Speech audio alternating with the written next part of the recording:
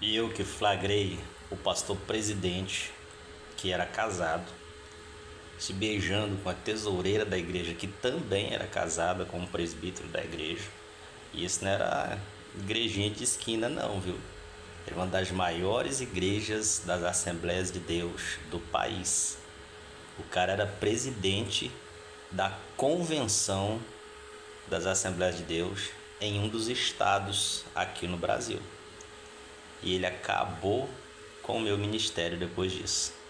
Eu era missionário, secretário da mesa diretora da igreja, secretário de missões do estado. E no dia de sábado cheguei lá na igreja, na ala reservada aos escritórios, presenciei ele beijando a tesoureira, né? E no outro dia, era num domingo, tinha culto de Santa Ceia e pasmem, ele entregou a Santa Ceia para ela, falando em mistérios, aquele culto avivado, sabe? E quando foi na segunda-feira, a gente conversando, ele era amigo meu de infância e tornou-se presidente da convenção. Eu estava fazendo missões no outro estado, ele me chamou para trabalhar com ele e eu caí na besteira de achar que a gente era amigo, né?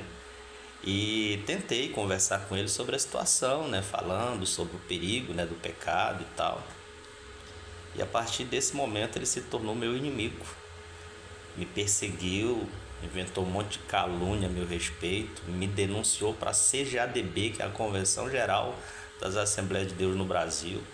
A igreja do estado de Minas Gerais, que me ajudava financeiramente na obra missionária, na verdade ajudava a minha esposa, que era missionária também. Eles não procuraram ouvir o meu lado, simplesmente cortaram a ajuda financeira que eles mandavam. Eu fui expulso da convenção das Assembleias de Deus lá no estado onde eu estava e simplesmente acabaram com o meu ministério. Fui trabalhar como ajudante de pedreiro, não tenho nada contra, né? Ajudante de pedreiro, eu inclusive foi o que me salvou na época. E depois fui trabalhar na construção civil e estou aqui até hoje, lutando, batalhando para pagar as continhas do mês.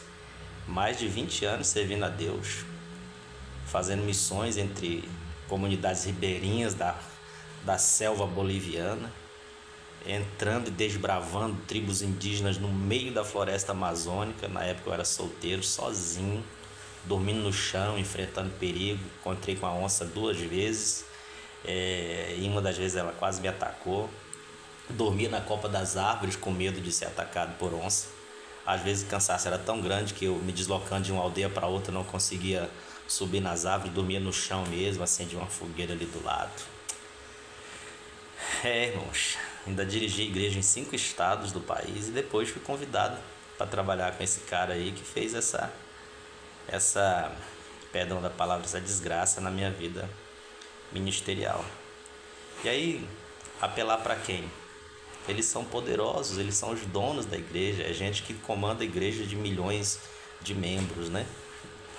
E estamos aí, na luta até hoje, sem voltar a fazer a obra de Deus por conta dessas perseguições. Eu sou persona non grata das Assembleias de Deus e na maioria das igrejas do Brasil, porque eles têm contato, né, uns com os outros, aí suja o nome da gente para tudo quanto é canto, mas a história foi essa.